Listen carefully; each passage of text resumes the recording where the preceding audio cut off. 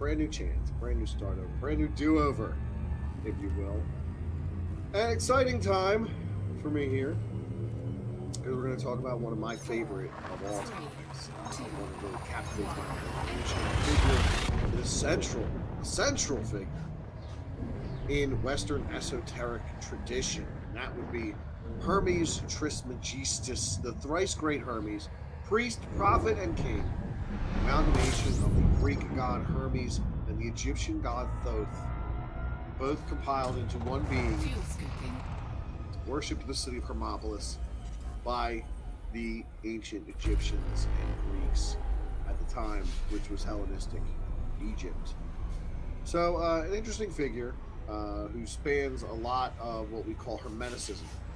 The Corpus Hermeticum is believed to have been written by him.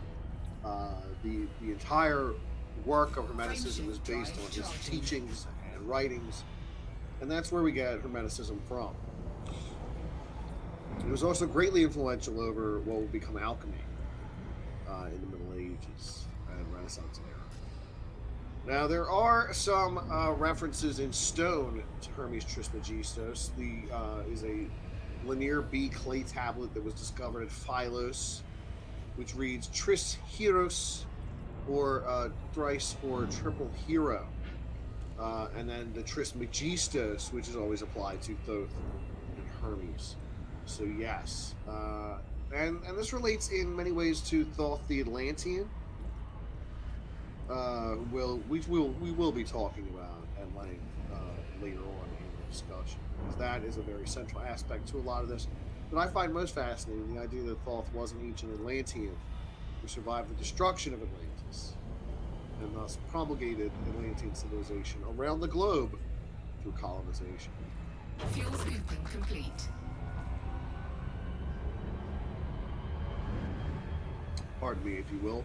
My allergies are acting a little bit tonight. I don't know exactly what triggered them. Frameshift drive charging. Sneezing fit here all of this evening, so I'm doing my best to muddle through without driving you guys nuts, playing the old nose tune tutor for you. Okay, so 3, 2, one of the things that strikes me most Jesus is that you don't only find mention of him in ancient Greek writings or ancient Egyptian writings, you also find mention of him in early Christian writings. Super chat from Bogus Hype for $5. This is Bogus Hype. Thank you very much. Very appreciative. Bogus Hype says thanks. Well, thank you, Bogus Hype. I do appreciate that. Thank you very much. Yeah, and I'm working on another video for tomorrow. I'm really hoping to get it done. I've been behind the 8 ball all week, folks. I haven't been able to do it myself. I'm working on a video for tomorrow about King Arthur's grave, so stay tuned for that one. I'm hoping to get it done tomorrow, if not Wednesday. If it doesn't get up till Wednesday, that means frameshift drive charging. So we'll see. We'll see how it works out. I'm not going to kill myself trying to get these videos done, because we're building. We're building again. You know, it's a slow process. Anywho, one thing that strikes me about the appearance of Hermes Trismegistus, I have here a copy. It's an abridged version of City of God by St. Augustine. Augustine of Hippo is one of the most influential early Christian writers, really, of them all. He really laid the foundations for what would be early Christian theology. And in this book, he speaks at length regarding Hermes Trismegistus, specifically regarding pagan teachings on demons as being with souls and bodies superior to those of men, are criticized at length. Apuleius is the chief source of this strange teaching, with which the practice of magic is closely associated. Augustine condemns demonolatry and magic. Okay. Well, then he goes on in chapter 23 to say the writings of Hermes the Egyptian, called Trismegistus, reveal a very different idea about these demons. It is true that Apuleius denied that they are gods, nevertheless, on the grounds that as mediators between gods and men, the demons are indispensable to mortals in their relation to gods. He does not distinguish their cult from the worship of the superior gods. The Egyptian, however, admits 2 categories of gods, some made by the supreme god, others by men. So that's important. A reader might suppose I refer to images, the work of men's hands. But Hermes maintains that these visible and tangible representations, as it were, the bodies of gods, he claims they are animated by spirits who have been invited to dwell within them, and have powers either to harm or to favor those who render them reverence and divine honor. Thus, by some kind of art, invisible spirits are united with visible and material things, which then become animated bodies dedicated and devoted to the spirits that inhabit them. This, says Hermes, is what it means to make gods, and this great and amazing gift has been entrusted to men. In the words of the Egyptian, that is Hermes Trismegistus, in translation, are as follows. Since you and I have decided to discuss the question of kinship and fellowship between men and gods, I want you to realize, Asclepius, the power and force of man. Just as the Lord and Father or Supreme Reality God is the creator of celestial gods, so is man the maker of deities who dwell in temples, satisfied to stay with mortals. Later, he says, humanity, ever mindful of its nature and origins, persists in imitating divinity. As the Lord and Father has fashioned eternal gods to be like himself, so man has modeled his own deities according to the likeness of his own countenance. When Asclepius, to whom he was especially addressing himself, asked, "Are you speaking of statues, Trismegistus?" Hermes replied, "Statues, Asclepius? What an unbeliever you are! I mean living statues endowed with sense and spirit, able to do all sorts of things. Statues with visions of the future and capable of divination by lot, prophecy, dreams, and many other means, causing humans maladies and then curing them, punishing and rewarding man with grief and gladness.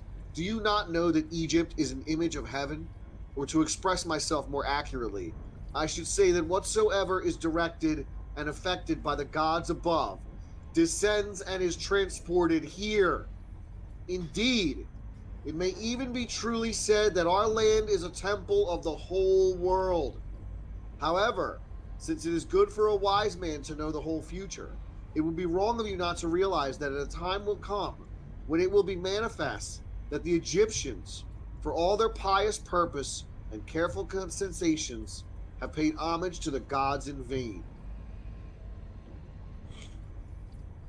Now, Hermes would expand on this in a passage into what seems to be a prediction of the present period in which Christianity is destroying all such deceitful images with a decision and freedom in proportion to the truth and holiness of our religion, and with the hopes that the grace of our Savior may save men from his self-made gods, and subject him to the true God by whom he was created.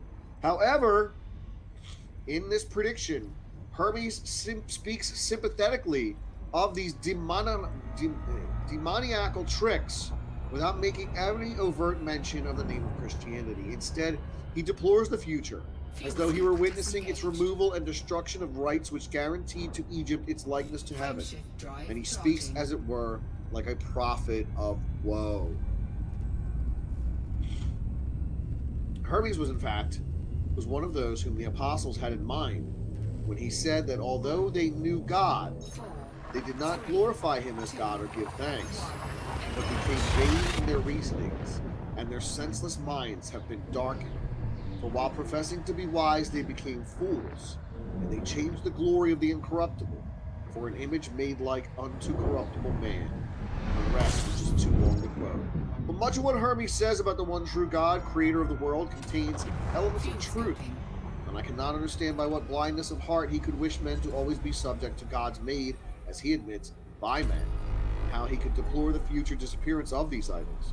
For what could be more hapless than a man controlled by his own creations? It is surely easier for a man to cease to be a man by worshipping man-made gods than for idols to become divine by being adored. So there you can see in City of God, right here, like I said, by St. Augustine, written by Augustine of Hippo 1,000 years ago. We are talking about Hermes Trismegistus even then, and how Hermes was seen as a pre-Christian prophet of Christianity. How he lamented the day would come when Egypt would lose its religion. And I have that excerpt of that prophecy in front of me here, where Hermes says, "There will come a time when it will have been in vain that the Egyptians have honored the gods with heartfelt piety and service, and all our holy worship will be fruitless and ineffectual. The gods will return from earth to heaven. Egypt will be forsaken, and the land which was once the home of religion will be left desolate, bereft in the presence of its deities. They will no longer love this world around us, this incomparable work of God, this glorious structure which He has built, the sum of good made up of many diverse forms, this instrument whereby the will of God operates in that which He has made, ungrudgingly favoring man's welfare. Darkness will be preferred to light, and death will be thought more profitable than life. No one will raise his eyes to heaven. The pious will be deemed insane, the impious wise. The madman will be thought a brave man, and the wicked will be esteemed as good.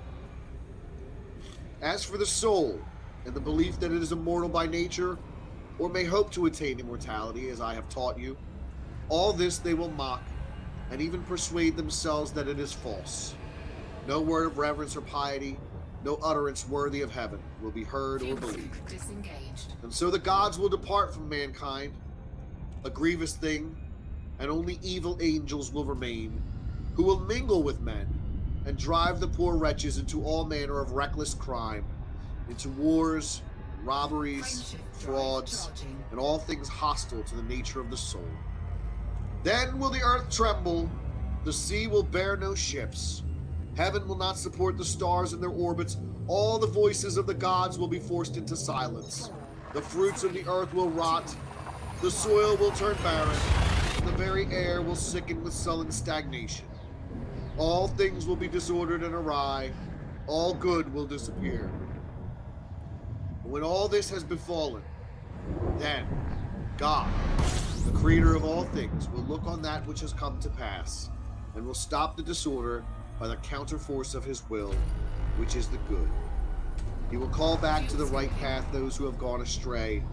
He will cleanse the world of evil, washing it away with floods, burning it out with the fiercest fire, and expelling it with war and pestilence. And thus is the prophecy of Hermes Trismegistus, as attributed to his work. Now, this also touches on stuff like Hermetic Kabbalah. There are various different orders that have come out of Hermeticism, and different movements that have touched on these kind of Hermetic ideas. Everybody from the Rosicrucians to the Theosophists, to Lemma, Freemasonry, it's all been touched upon by these ideas that relate to Hermeticism and the thrice great Hermes. Now, like I said, priest, prophet, king. In some of these stories, Hermes Trismegistus is a teacher who was in charge of the tutelage of none other than Moses. So there are some that believe that Hermes Trismegistus was a contemporary of Moses. There are others who will tell you he was a contemporary of Abraham or Zoroaster, placing him even farther back in history. So it seems the idea of this character is with us for a very long time, because he does span two ancient pantheons. And we're talking about the Greek pantheon and the Egyptian pantheon. And the Ogdad of the Egyptians was around for thousands of years. So Thoth in their pantheon kind of takes on this role of great importance, and then becomes kind of a psychopath who guides souls to the afterlife. And I think you see a little bit of that in the idea of Hermes Trismegistus as well. Like, does he play the role of the psychopath? Does he lead these souls to the afterlife in a certain way? And that's something one could argue about, make the argument. So the Asclepius and the Corpus Hermeticum are the most important writings of the Hermetica. These are the surviving writings attributed to Hermes Trismegistus. During the Renaissance, it was accepted that he was a contemporary of Moses, but some datings of Hermetic writings make them no earlier than the 2nd or 3rd century AD. And then the whole of Renaissance Hermeticism kind of collapsed. As to their actual authorship, they were certainly not written in remotest antiquity by an all-wise Egyptian priest, as the Renaissance believed, but by various unknown authors, all probably Greeks, or they contain popular Greek philosophy of the period, a mixture of Platonism and Stoicism, combined with some Jewish and probably some Persian influences. And that's kind of what happened in the Renaissance. You know, there was this belief that these were an ancient Egyptian's writings. And to this day, people who practice the Hermeticism are going to tell you these are ancient Egyptian writings, and they're going to believe to that. And you know what? Regardless of what you tell me to be contrary, I'm going to kind of believe in that as well. And modern occultists do claim that some of these Hermetic texts are pharaonic in origin, and that the legendary 42 essential texts that contain the core Hermetic religious beliefs and philosophies of life remain hidden in a secret library. There's lots of secret libraries associated with these characters too, especially when we get into the idea of Thoth the Atlantean. And when I say Thoth, you cannot separate Thoth from Hermes when we talk about Hermes Trismegistus. They are inseparable. The two are one. They are the same being. They are the same entity. Conflagrated between the two pantheons. Core dynamics. Worshipped nonetheless with the same fervor. November. Flight control. People really believed in online. this stuff. Welcome, Commander. There's no reason. I mean, there's no reason they shouldn't. If you wish. You know what I mean? If this religion was to these ancient people as real as any religion we practice today is to us. I think sometimes in the context of ancient history, we might forget that. So listen, we got about 34 people watching right now. We got 22 likes. If you don't mind, please go ahead and hit that like button for me. I would appreciate it. And if you're in the mood, you can always share this out on social media. Sharing it out is really the best way to help the channel grow. And I do appreciate it very much. It does really help me out. So, before I continue on, do we have any questions about Hermes Trismegistus that I'm skipping over here? Let me take a quick spin through the chat. Just see if I'm not missing anything here. Okay, no, I'm not. Nicholas Grimm met Thoth on DMT once. That sounds like that would be an interesting experience. Definitely be an interesting experience to encounter one of these deities in a chemically induced state. I'm sure would be something amazing to that. But that's if you're a daring psychonaut, and I am not, unfortunately. Landing operation complete. Talk about Hermeticism. Commence So system let's shutdown. talk about Hermeticism. Welcome, Commander. So, the Hermetica itself are dialogues with a teacher, generally identified as thrice great Hermes, where he enlightens a disciple, and this text is the basis of all Hermeticism. It discusses the divine, the cosmos, mind, and nature. Some of these touch on alchemy, astrology, and other related concepts. Hermeticism is a religious, philosophical, and esoteric tradition based primarily on the writings attributed to Hermes Trismegistus. And these writings have greatly influenced the Western esoteric tradition, as I mentioned at the top of the show. These were considered to be very important during the Renaissance and Reformation.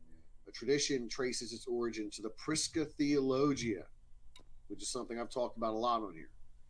The Prisca Theologia is the doctrine that affirms the existence of a single true theology that is present in all religions and that was given by God to man in antiquity. That is the closest thing I think I have to a religious belief, the idea of the Prisca Theologia, that there is truth in all religions, that truth is a thread that ties all religions together, and that there was a single incident in antiquity where God encountered man in some form or fashion and bestowed this information upon him. And we see many of these stories are replete with that. In Judaism, it is Abraham in the desert. In Zoroastrianism, it is Zoroaster in the desert. And in Islam, you have Muhammad. You know, they have these encounters with the divine. Even Jesus, he goes out to the desert for 40 days and 40 nights, encounters the devil, and then the angels come and minister unto him.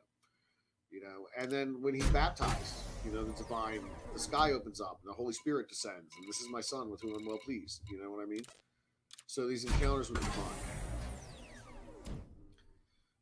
The big importance with Hermeticism was how it kind of connects with the development of science from the 1300s to the 1600s. So that's a big aspect of it. The idea of it influencing or controlling nature led scientists to look to magic and alchemy and astrology, which they thought you could put nature to the test by through means of experimentation. Consequently, it was the practical aspects of Hermetic writings that attracted the attention of scientists. Isaac Newton placed great faith in the concept of an unadulterated, pure ancient doctrine, which he studied vigorously to aid in his understanding of the physical world. Isaac Newton was also someone who attempted to translate the Emerald Tablets of Thoth, which again are something attributed to the thrice great Hermes. Now, the Prisca Theologia, like I said, the Hermetics believe in the Prisca Theologia, that this true theology exists in all religions, given by God to man in ancient times. Christians appropriated the Hermetic teachings for their own purposes in order to demonstrate the truth of the Prisca Theologia doctrine. By this account, Hermes Trismegistus, according to the fathers of the Christian Church, either a contemporary of Moses or third in a line of men named Hermes, Enoch, Noah, and the Egyptian priest king who is known to us as Hermes Trismegistus. So, and look, I want to emphasize this a lot, that especially when it comes to Rosicrucianism, which was intimately tied to Renaissance alchemy. I mean, just so inseparable from it. When you think about the chemical wedding of Christian Rosencreutz, which was the first Rosicrucian pamphlet to start circulating, and how that was seriously had to do with alchemy, and the influence that this idea of alchemy had on science in a world that was overwhelmingly Christian. You had to kind of hide that you were messing around with magic in Christian trappings, and I think that's where you get the Rosicrucianism from, because it's a mystical Christianity that does talk about alchemy, at least transmutation of the soul in a lot of regards, which is not so far off from some of this Hermetic stuff. Cool Skull for $4.99. Thank you, Cool Skull. Much appreciated. I've had many encounters with Thoth during full moon rituals on acid. He's taught me a lot, giving me sick comic book ideas. Well, there we go. Well, he is the scribe, you know, definitely the scribe. So if you're going to be getting any inspiration, it would be from the record keeper, you know, the great library of Thoth, which is kept by his wife Ma'at. His great library of books, you know, and that's the thing. We're talking about a character in Hermes Trismegistus that's amalgamated from these two deities, Thoth. To really understand Hermes Trismegistus, we do need to understand Thoth, and we need to understand Hermes. So Hermes is the messenger of the gods. Hermes we associate with the caduceus, and the caduceus you'll recognize from the back of ambulances. It is the twin snakes going up the staff with the wings on, you know. But the caduceus is forever linked with Hermes. He's considered the herald of the gods and the protector of human heralds, travelers, thieves, merchants, and orators. He can move quickly and freely between the worlds of the mortal and divine, aided by his winged sandals, and he plays the role of a psychopomp, a conductor of souls into the afterlife, like I mentioned about Thoth earlier, who also plays the role of a psychopomp, because he guides souls into the afterlife, where their hearts are weighed against the feather of Ma'at, the feather of truth. And they determine whether or not you go into the afterlife or you're eaten by a monster. So yeah, there's some fun stuff going on there.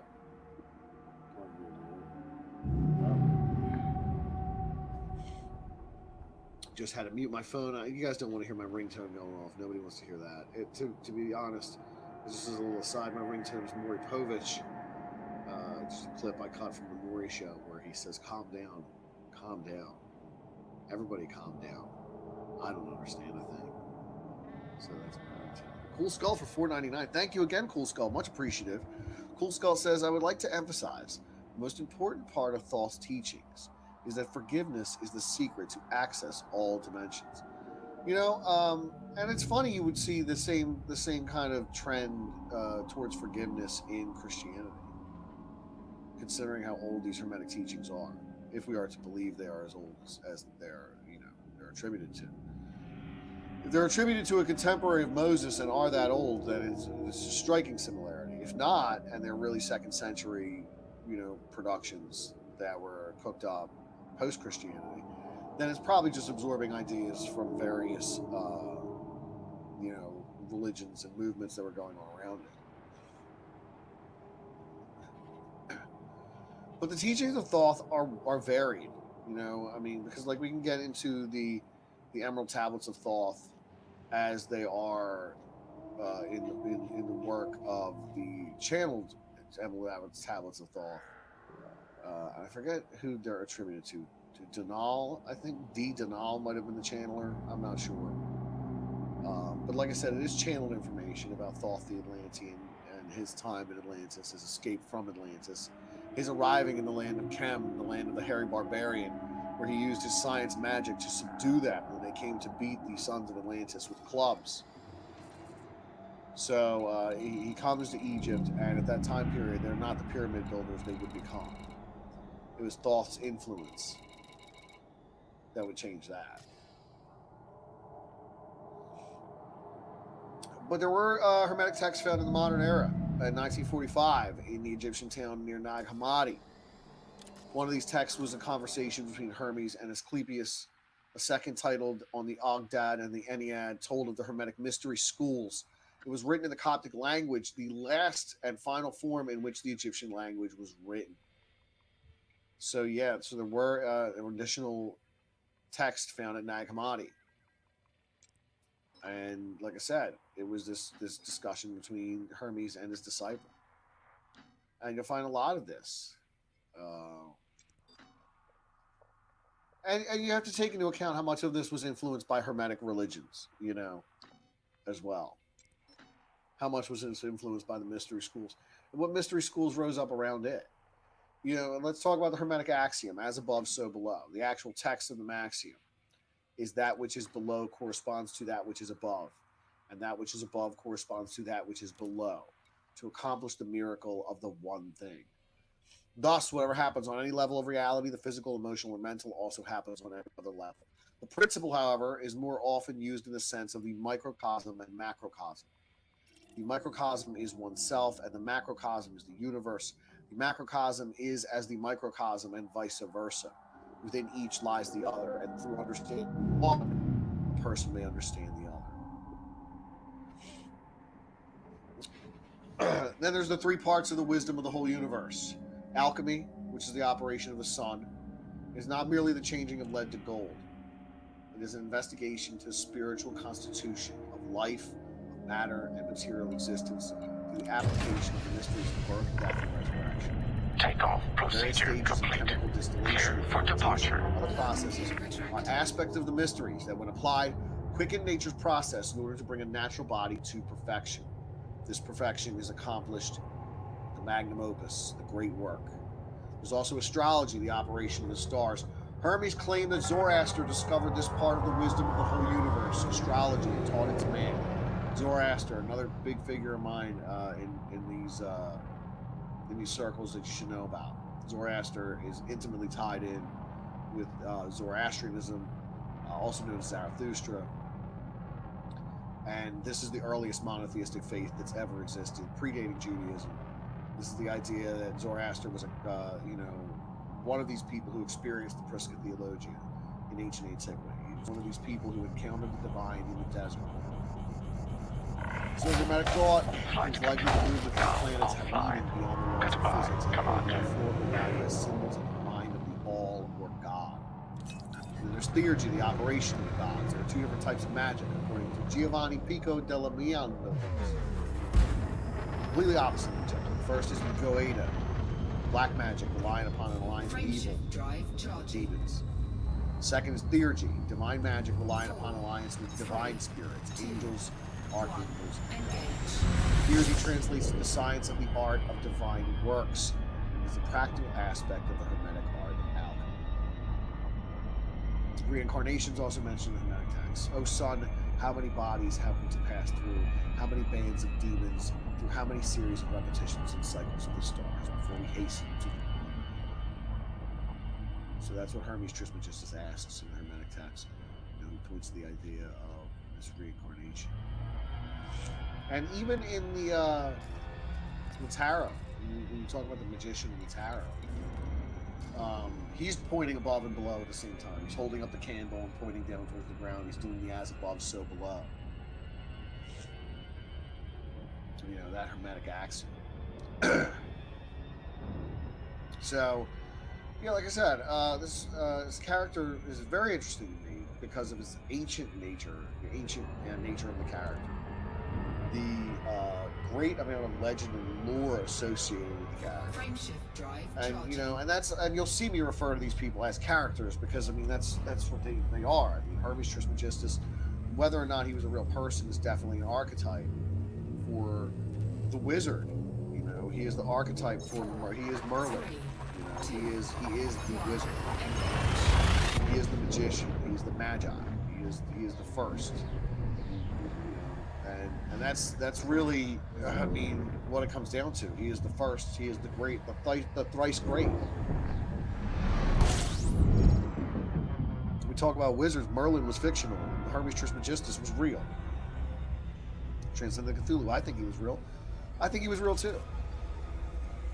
I think Hermes Trismegistus was real. I don't doubt that Hermes Trismegistus was real.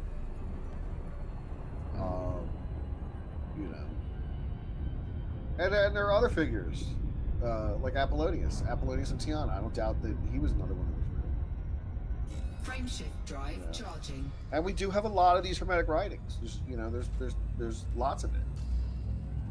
Now, again, a lot of it's lost, but there is Hermetic writings. 4, 3, 2. So you can read them. You can read the Emerald Tablets.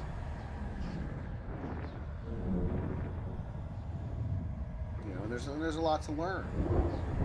And that's really what it comes. There's so much to learn. There's wisdom to be gleaned from this work. And I think there's a difference between just knowing things and having wisdom. People don't seek out wisdom like they used to. It's something that I aspire to. I thirst for knowledge, but I hope to attain wisdom one day. And that's kind of what these figures represent in a lot of ways.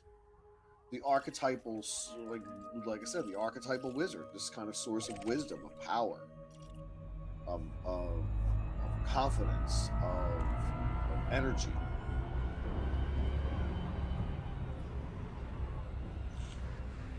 A man of letters.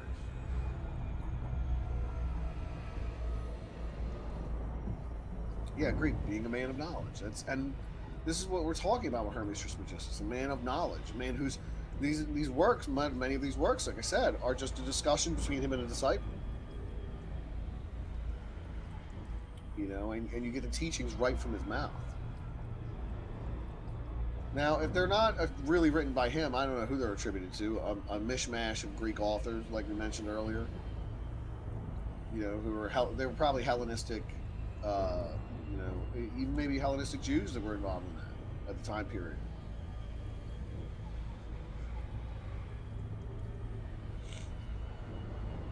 No, Greek. I've never covered the teachings of Don Juan. Did touch on Casanova a bit when we talked about the Count of Saint Germain. We might have done Don Juan for High Strangeness before. I don't recall. Fuel sync disengaged. We did a lot of shows for High Strangeness, hundreds. So I'm a little fuzzy on every topic we cover, but I don't recall doing one for Don Juan. So I'm going to say no on that one. Yeah, I'm definitely going to say no on that one. So back to the Emerald Tablets of Thoth. In the Emerald Tablets, a channel material, it speaks to Thoth the Atlantean, master of mysteries, a keeper of records, a king, a magician, who has lived for a very long time and is ready to pass into something called the Halls of Amenti. And these halls were set down for guidance of those that were to come after him. And these were the records and the mighty wisdom of great Atlantis.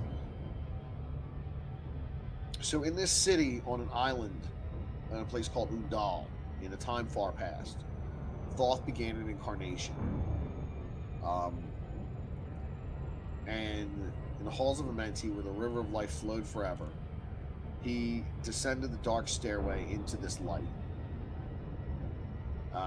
And the men of Chem in ancient Egypt would know him no more. But in a time yet unborn, he says he's going to rise again, mighty and potent. He also says, then beware, men of Chem. If you falsely betrayed my teachings, I'll cast you down from your high estate into the darkness of caves from whence you came. Betray not my secrets to the men of the north or the men of the south. Let my curse fall upon you. Remember and heed my words, for surely I will return again and require of thee that which ye guard. And even from beyond time and from beyond death, I will return rewarding or punishing as ye have requited your trust. So we see this idea of Thoth returning as a savior to reward or punish, as is written down in the Emerald Tablets. That's a kind of a familiar story. So like I said, take the Emerald Tablets with a grain of salt, because they are channeled material, and you know how I feel about channeled material. It's not like we have these written materials like the Hermetica is, that we were talking about before. And, it's like I was saying about the Hermetica, the Neoplatonic, Greek-Roman mysteries, the Orphic, Pythagorean literature that influenced Gnostic forms and Abrahamic faiths. It's all in there. Zoroaster, Pythagoras, Orpheus, and Neoplatonic philosophers would quote Hermes Trismegistus. And Christian intellectuals from all eras have written about Hermeticism, both positive and negative. But modern scholars find no trace of Christian influence in the text.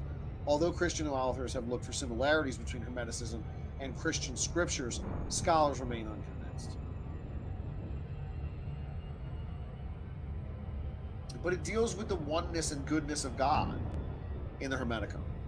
It urges purification of the soul and defends pagan religious practices such as the veneration of images. Their concerns are practical in nature. Their end is a spiritual rebirth through enlightenment of the mind. So it is like the transmutation of the soul, like we were talking about earlier when it comes to alchemy. It's not really, it's like turning the lead of your soul into the gold that it can be.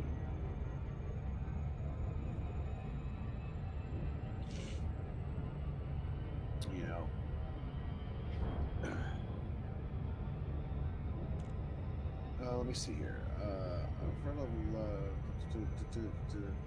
Have you ever covered the teaching of Not One? You check it out. It's about becoming a man of knowledge. Thank you, Greek. I'm definitely going to jot that down right now. I'm going to leave the book to my side. So I'm going to include that among my notes here. Don Juan. And that reminds me, and I know, Jake, you sent me a little information on this before, but I am working on something that has to do with Althothus, the rights of Memphis Mizraim. So if anybody has any information on Althothus that they can share, definitely looking for any tidbits I can get on that. Definitely looking for any tidbits about Althothus. Interesting topic, interesting guy. The rights of Memphis Mizraim. It's kind of Egyptian masonry. Yeah, Jake, you sent it to me a while back. It was months ago when I was talking about the rights of Memphis Mizraim before. How did you know I was here, Pete? You're scaring me. I don't know, Jake. I got the touch. I got the power. I got the moves.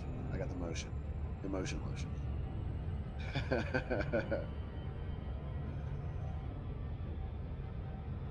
Yeah, that's right. I smelled your vibe. So, have any of you guys in the chat ever dabbled in Hermeticism or read into it, or have been found any interest in Hermeticism at all? Now, when I had the opportunity to meet some of the Rosicrucians, and I got to meet some high-level Rosicrucians a couple years back into an interview with them that didn't come out so well because the cameraman did not know what he was doing. And the poor thing, the poor video footage came out really rough. It's a real shame. We wasted those people's time.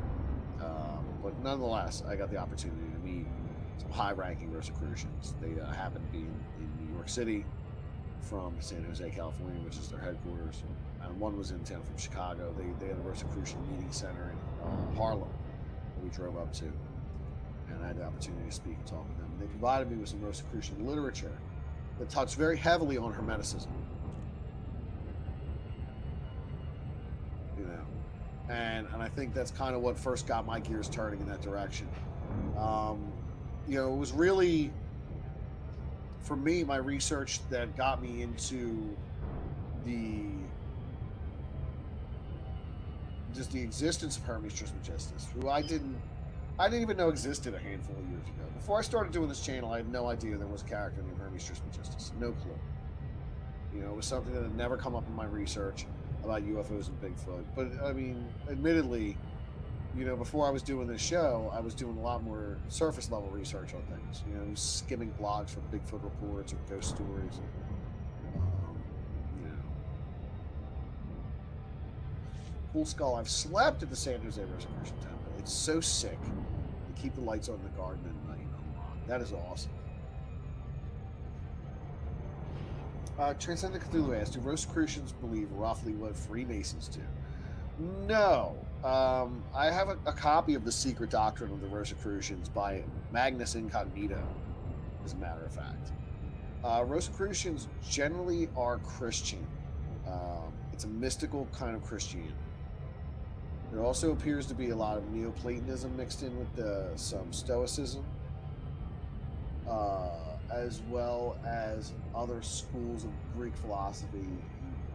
There seems to be an aspect of the mystery schools tied in there as well, because Rosicrucianism is an esoteric kind of practice. I'm kind of glancing over here at my bookshelf looking at the Rosicrucian stuff that they've provided me. You know, why don't I just pull it down and share some of it?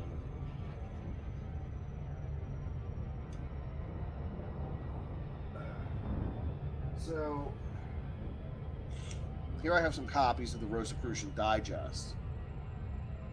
This is on alchemy.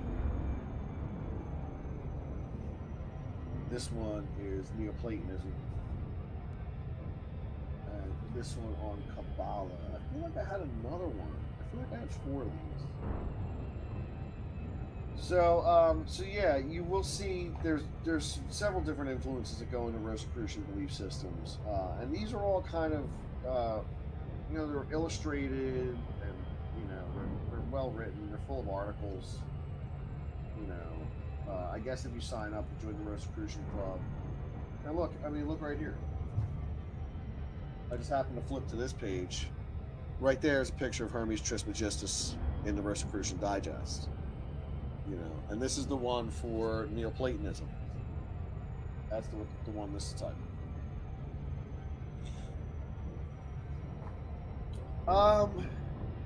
Transcendent Cthulhu overlay. I don't think you necessarily have to be a Christian to be a Rosicrucian. I don't think you have to be, but it seems like it would help. Yeah, it seems like it would help. And there's 2 different schools of Rosicrucianism. There's Amorc, which is the one we mentioned that has the San Jose headquarters. And there's also the Fraternus Rosicrucius in Quakertown, PA. And that's the one who has a building named after Pascal Beverly Randolph. It's called Beverly Hall. And for those of you who aren't aware, I did a video about Pascal Beverly Randolph. He was an African-American occultist who started a publishing company back in the 1880s.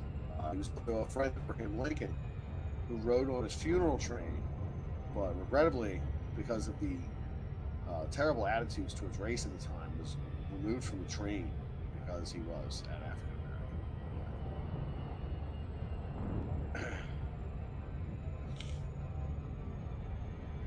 American. What year is that pic from? LOL, says Greek.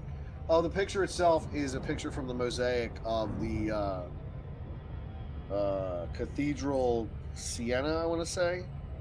It's been in the floor of that cathedral since the 1480s.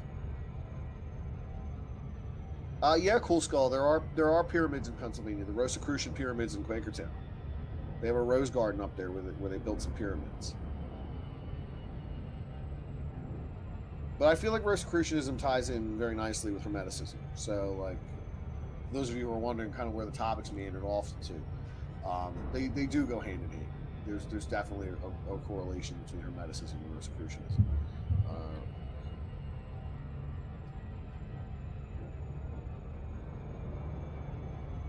Let me see here.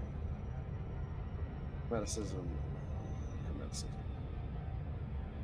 So, yeah, I've got something here from Rosicrucian.org about Hermetism and Hermeticism. And this is from Amorc. regarding a 2011 Hermetic issue of the Rosicrucian Digest, one of the most popular and enduring mystical philosophies on Earth, the traditions attributed to Hermes Trismegistus. So yeah, and this is a Rosicrucian podcast here that I just found. I'm going to link it in the chat in case any of you guys are interested in listening to it after the show's over, to hear what the Rosicrucians have to say regarding some of this stuff.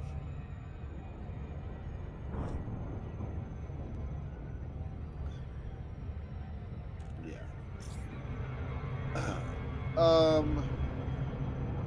What's the Pascal video name, please? I believe it's called the Rosicrucian. Tina, I think it's called the Rosicrucian, Pascal Beverly Randolph. If you can't find it, I'll pull it up. Some of these can be tough to find because I don't remember the titles of everything. All these times, a lot of time has passed in some regards with these videos.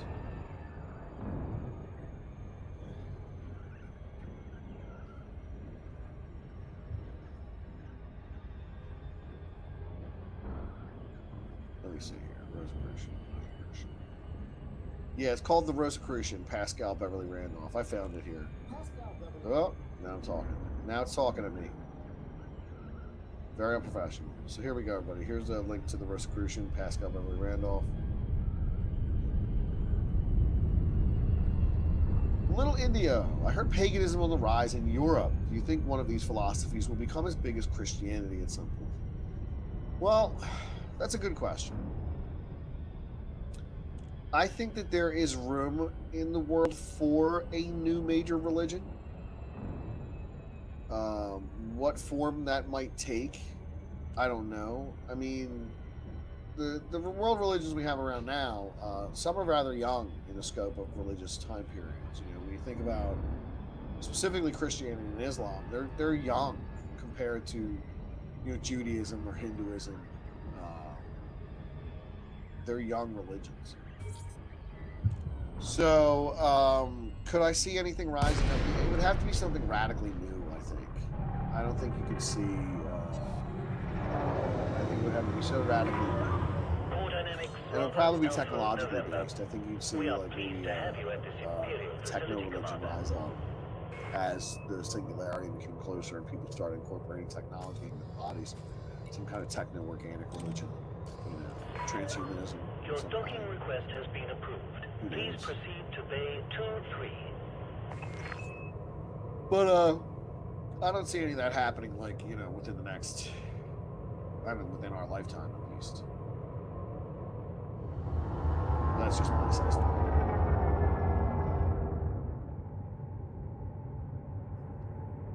Again, pardon me. Paganism can't become tax-exempt because there's not a single held set of beliefs or central deity. Even though Iceland is making a pagan temple, it will require a mass exodus. And Jake is pretty good input on that. Transcendent Cthulhu also points out that the trouble is most new religions get tied up with the ideas of cults. Well, I mean, look at something like Rosicrucianism, like we just mentioned. Rosicrucianism has been around since at least the 1600s. Okay, in one way, shape, or form, it's been around since the 1600s. It claims to be even older than that. It claims to be thousands of years old. But let's say it's been around since the 1600s. It's something most people have not even heard of, much less understand, and most people would assume that it was a cult. But it's not. It's not. It's more like a secret society than a cult, I think.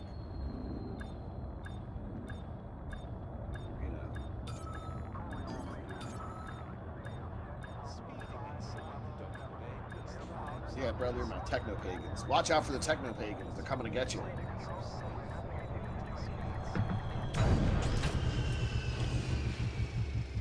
I see we've only got about 10 minutes left. Jesse, if you're still in the chat, are you streaming after this? If you are, I want to give everybody a heads up to let them know. We are glad to have you with us at this station, Commander. So yeah, I'm interested in Hermeticism personally. I think that there's a lot to be learned there. There's supposed to be Egyptian Greek wisdom texts from the 2nd century or earlier, presented as dialogues with a teacher, identified as thrice great Hermes.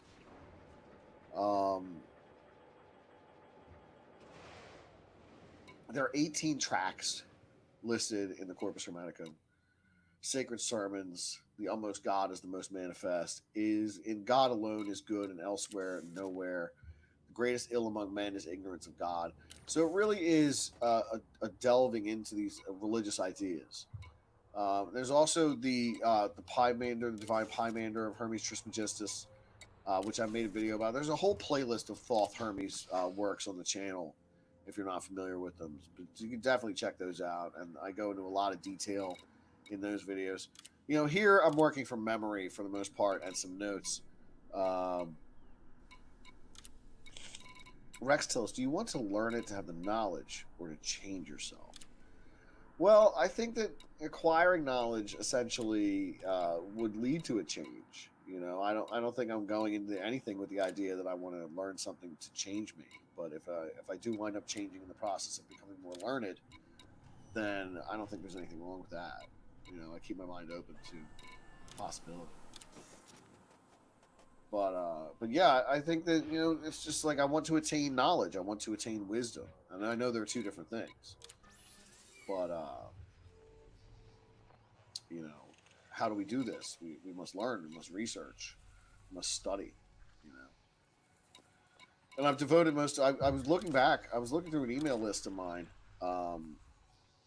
looking back at some drafts I have from when I really started working on all this stuff, when the bug first bit me, and I said I'm going to build something around these kind of ideas and around sharing this information. And at the time, I didn't know if it was going to be a podcast, and I was banding back and forth ideas with a friend of mine. We were going to work together and created our initial YouTube channel. And this was way back. I'm looking at the emails back and forth between me and him. It was 2013. So I've been at this for a little bit at this point. So there's a good amount of stuff that I've already kind of put up there, and I've dedicated a lot of my time to studying this information. So I have something to talk to you guys about when I come here. You know, it really is, for the most part, all I really devote my time to in my spare time. Like, I don't really have any other hobbies besides researching and sleeping. Best knowledge to change the world, knowledge to change yourself. Well, you can't change the world unless you change yourself first. You know? What did Upnapishtim say to Gilgamesh? How are you going to conquer death if you can't conquer sleep? You know, you got to do one before the other.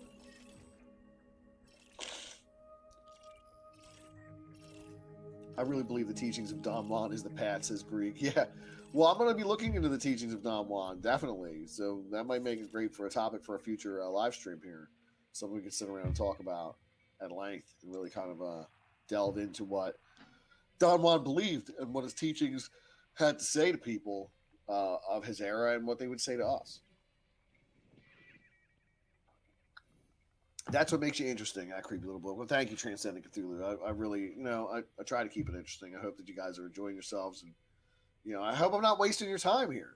You know, I hope that you feel like you're coming here, you're getting valuable information, and you're entertained a little bit. You know, and it's a place we can talk about ideas open-mindedly, where nobody's trying to sell you anything. Like, I'll tell you, Hermeticism is interesting to me. You know, I don't really get involved in any particular religious course of action or belief system, but I do appreciate the kind of ideas that come across with these different schools of thought, and Hermeticism being one of them, because it is a big cornerstone of the Western esoteric tradition. And when you look towards all these different subjects that spring forth from Western occultism, the influence of Hermes Trismegistus and Hermeticism is undeniable, because it's supposedly so ancient, and you know, it goes back to the mystery schools of the Greeks and the Ogdads of the ancient Egyptians, and it all ties together. It ties together in a neat little package where, you know, we're exploring various, you know, gods, these ideas of deities. Like, you know, we were talking about the Christian version of Hermes Trismegistus was someone who believed they could create gods out of their own will. And that's how they took his writings. Your ship is released. Be careful to observe restrictions when leaving the station. And that's how it goes. But listen, we're getting close to that time of the night, so I want to tell you guys, I've got some new merch I put up, and not stuff you've already seen. I put up some new stuff today some interesting new gear to check out on the Teespring store if you guys are interested. I'm going to go ahead and share screen just so I can show you guys the new stuff that is up there. I hope you consider checking some of it out. Maybe you'll find something that you like. I don't know. But you know, it's worth a look. It's worth a look because you know what, every purchase you make helps support the show, and I appreciate it. And you pick yourself up something cool because I only make cool stuff. Obviously, I'm not going to make junk. I want to make cool things, and I want you to be like, "Hey, that's pretty cool. I would actually wear that," or you know, I would you know, get a cup of coffee and pour it into that. Frameshift drive. So here's some new stuff I got up on the Teespring store. I'd be very happy to share. Wishes you well on your journey. So let's take a look. There we go. All right. So as you can see, there's the cool, creepy little book logo. I hope you guys will stick around here while I run out this next few minutes just to show you some good stuff. All the coffee mugs are at the top. So if you're a coffee person looking to pick up a mug, they're $14.99. You purchase all support the show. If you're a fan of Hermes Trismegistus, I do have a Hermes Trismegistus mug. You can also get Hermes t-shirts. So that's some cool stuff. New features here. We have the Demon Ward Map of the Hollow Earth, the Necronomicon Sigil of the Gateway, Metatron's Cube, and the Tharavahar, which is a symbol of Zoroastrianism. So let me give you further details on how some of this stuff looks on various different items here.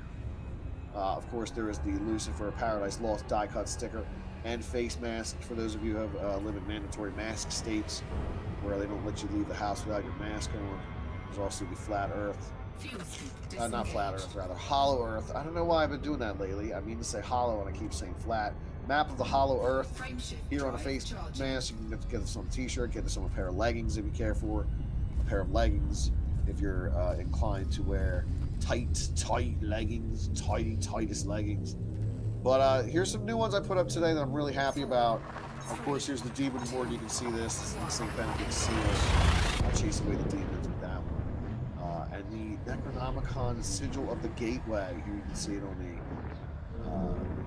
a print on a sweatshirt. We got it on hoodies, slouchy women's tops, leggings, hoodies, pullover hoodies, sweatshirts, and face mask, tees, and then likewise with Metatron's Cube available on all kinds of merchandise down here.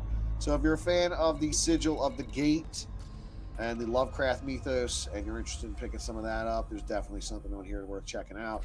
And Metatron's Cube, which I'm a big fan of myself. You might have to order a sample here. I'm especially digging the hoodie here for those of you who are into hoodies because that weather is coming up soon. Hoodie weather's coming, everybody, and it can't get here fast enough. But as you can see, it has the Metatron's Cube here on the front of the hoodie and also featured right there on the back. So yeah, check it out. It's black trimmed in yellow, looking real sharp there. So thank you for allowing me to shill my wares.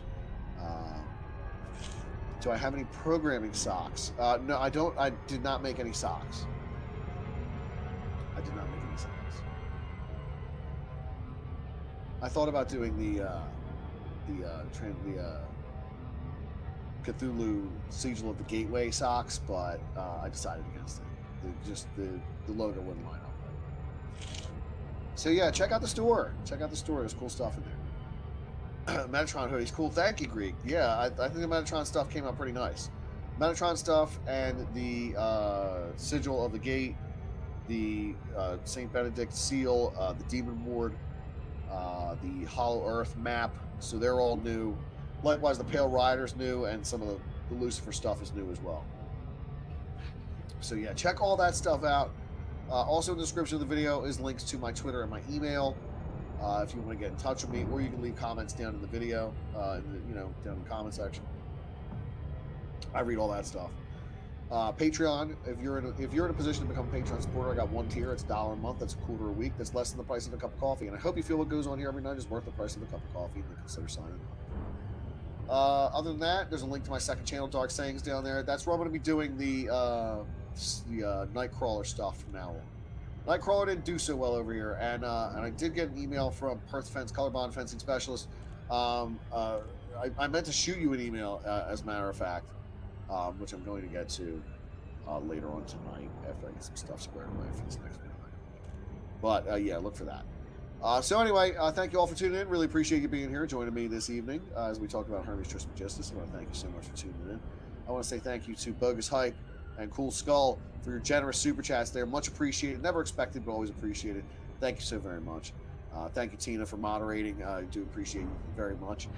Throwing up those links for me and keeping the rascals in order. Jesse Miller, you're going live after this? I believe Jesse Miller is going live after this. So, folks, if you're not subscribed to Jesse Miller, go on over to Jesse Miller at the Crow's Nest and check out his channel. He will be likely streaming this evening for those of you who are looking for a place to chill out afterwards. Just gaming. Okay, so he's just gaming tonight, everybody. Yeah, so just gaming this evening on Jesse Miller's channel. So check that out. Playing Civilization 6, I believe. Good stuff. So, anywho, thank you all for tuning in. It's been another great night. I do appreciate you guys very much. And until tomorrow night, folks, same time, stay creeped out.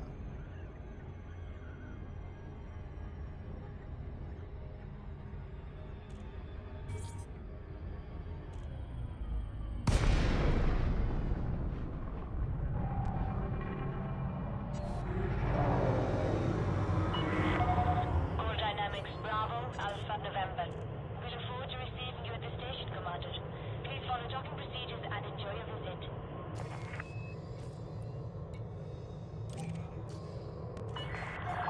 Request approved. Cleared for landing on docking bay 1-8.